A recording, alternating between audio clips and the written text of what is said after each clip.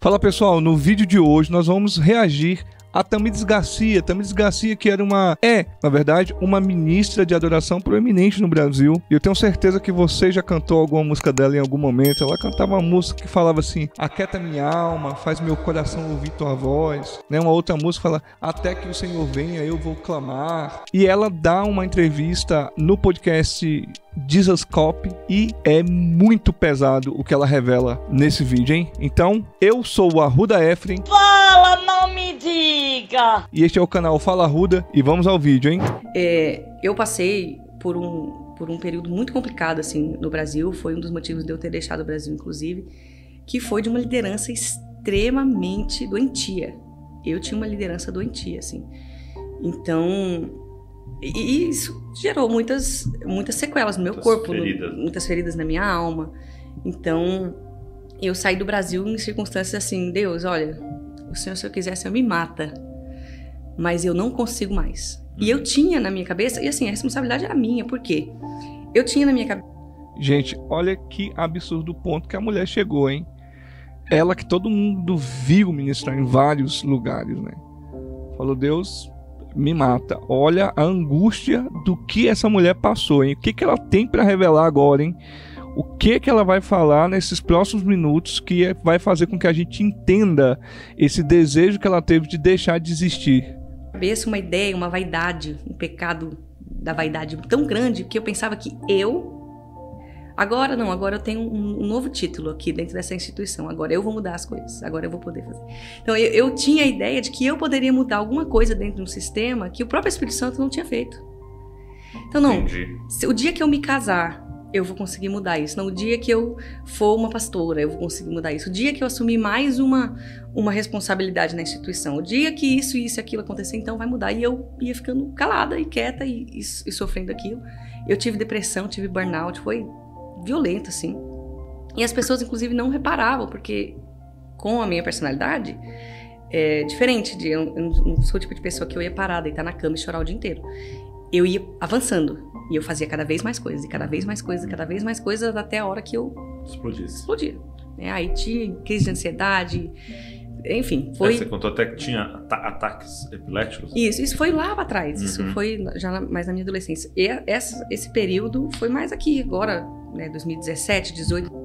O Douglas Gonçalves aqui tá sabendo legal, hein? O ataque epilético. Não, isso foi na minha adolescência.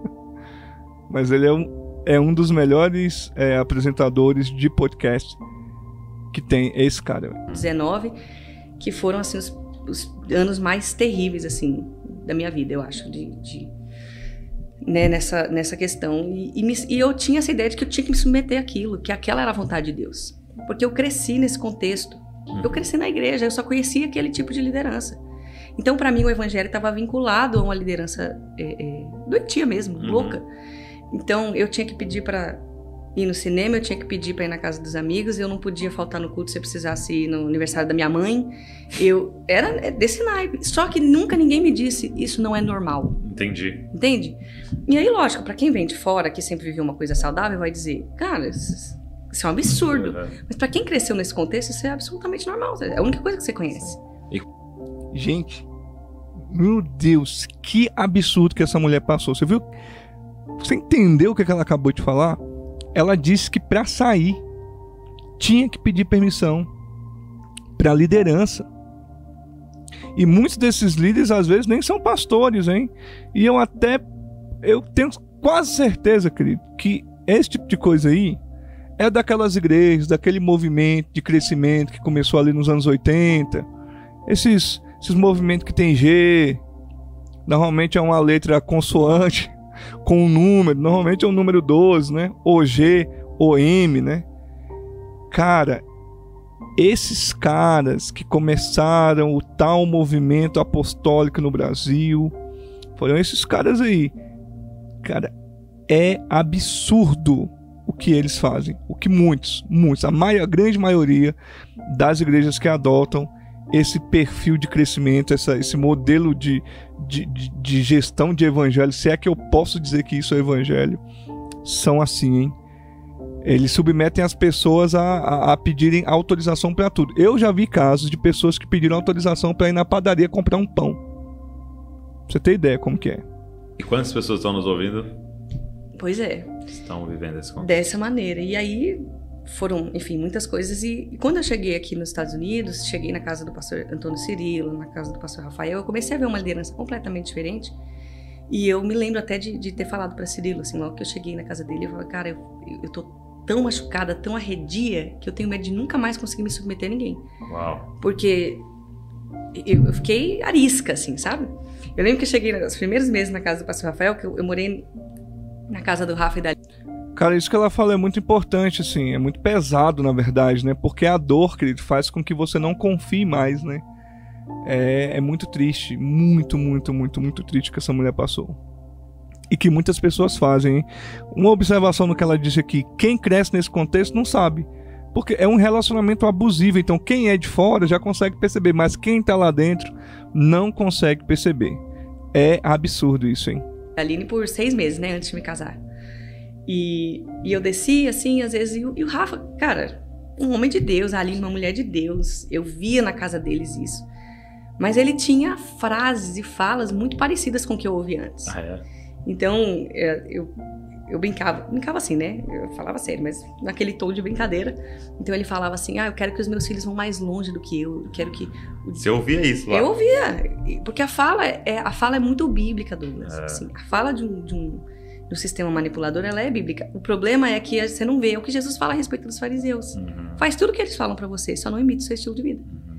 E aí, o que aconteceu ali, o Rafa falava isso, né? Ele dizia, cara, eu quero que os meus filhos vão mais longe e tal. Eu falava, Rafael, eu já ouvi isso daí. Sabe o que vai acontecer? Um dia, os seus filhos espirituais, como você queira chamar, eles vão estourar aí, Deus vai usar eles pra alguma coisa e o seu nome não vai aparecer. Sabe o que vai acontecer? Você vai começar a perseguir eles.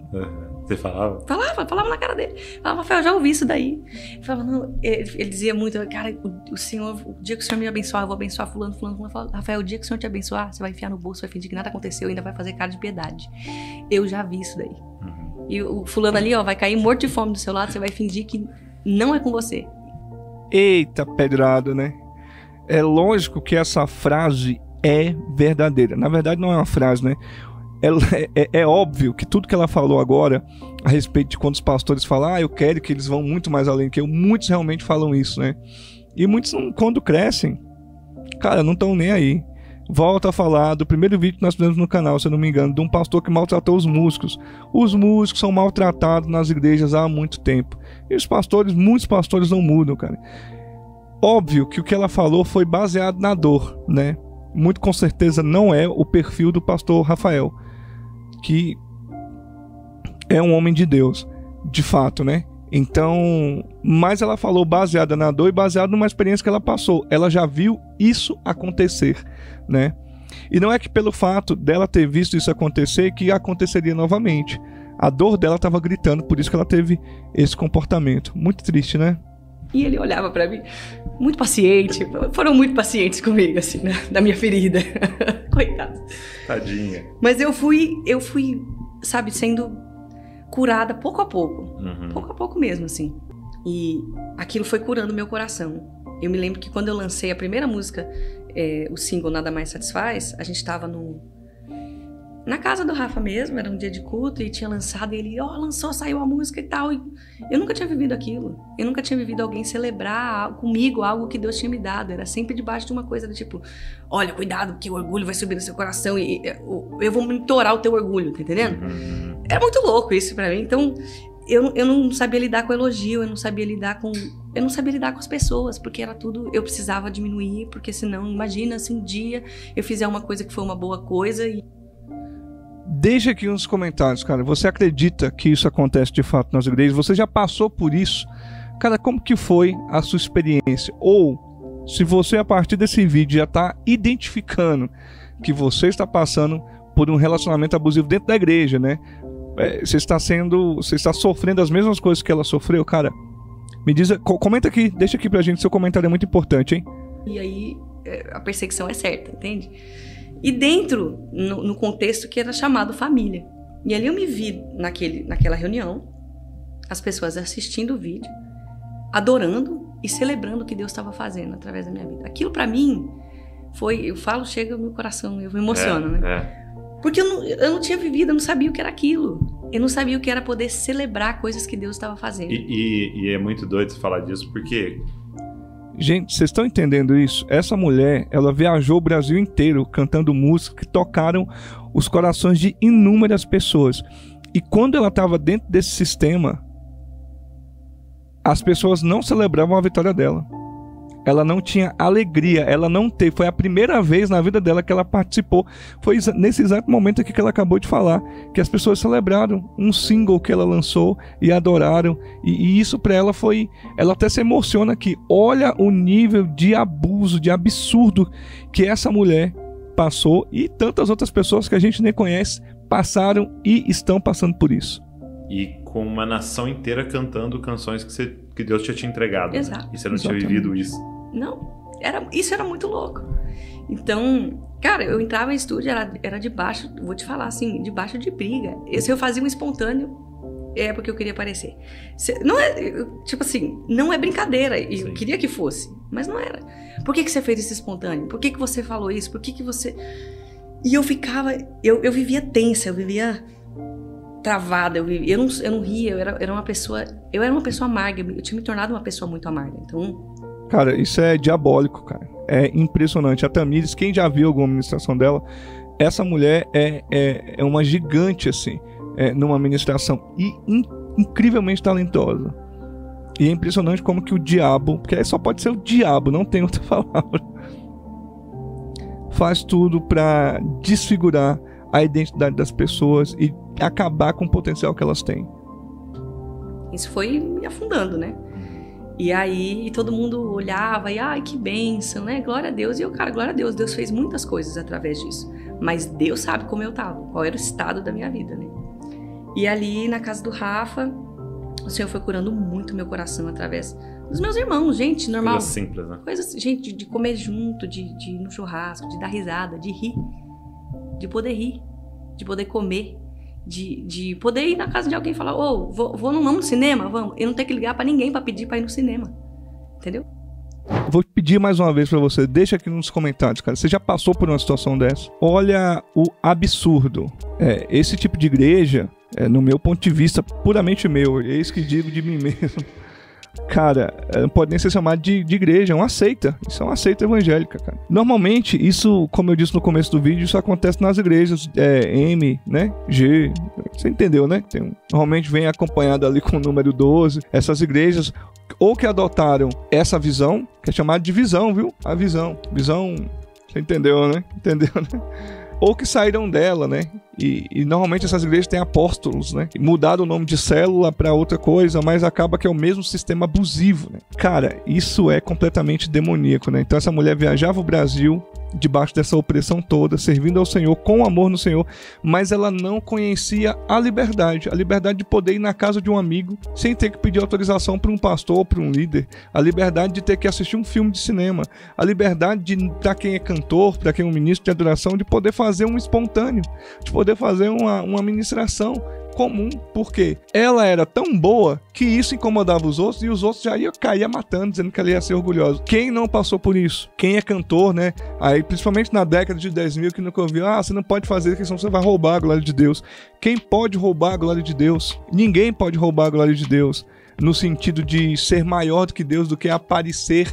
Você quer aparecer. Então, esses sistemas, eles usam palavras muito bonitas, né? Filhos espirituais, cobertura espiritual, paternidade, para dizer que são belos, né? É como a palavra diz, né? Eles negam a eficácia do amor. Então, é absurdo. É absurdo que essa mulher passou, é absurdo que muita gente passa. Agora, deixa aqui nos comentários. Você já passou por isso? Você já viu isso? A gente entende aqui que o problema da igreja não é só o neopentecostalismo, esses fanatismos aí que falam que são de amor e não é, cara. Isso, pra mim, é um absurdo. Amém? Se inscreva no canal, deixe o seu comentário, atola o dedo no like, ativa o sino de notificações, viu? E vamos ao próximo vídeo.